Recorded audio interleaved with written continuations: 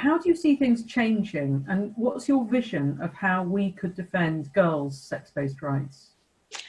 I think a lot of it is we need to be really clear with language, and we need to be really clear with the definitions in law. We need to be clear with the definitions in law of sex, gender, male, female, man, woman, boy, girl. We need to be very clear in law that a woman is an adult human female, and that sex is biological, it's what you're born with. Gender, people have a right to identify their gender however they would like, but they do not have a right to compel others to affirm that gender. We also need to see the UN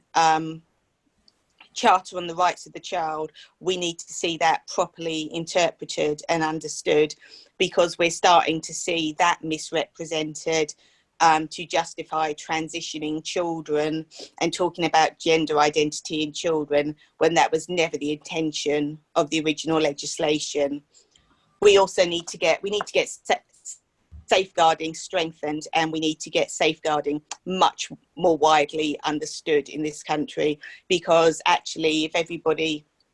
was aware of what the safeguarding frameworks are in this country, if they properly understood all that legislation and were applying their training, then this wouldn't get into any schools, because it's clear that it undermines safeguarding when you're talking about things like mixed sex sleeping areas,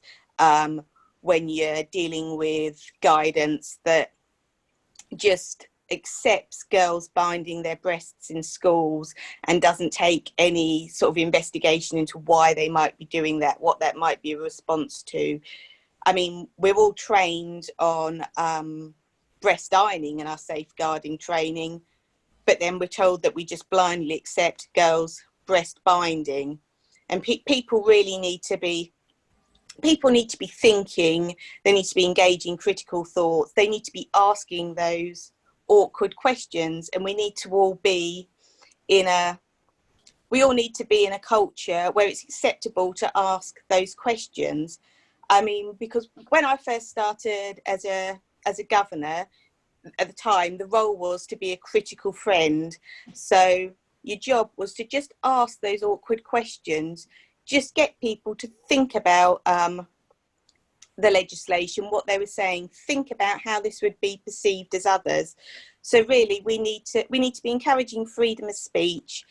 and we need to be having open and honest conversations, and we really need to have we need to have the rights of the child and the welfare of all children at the heart of everything we do in schools.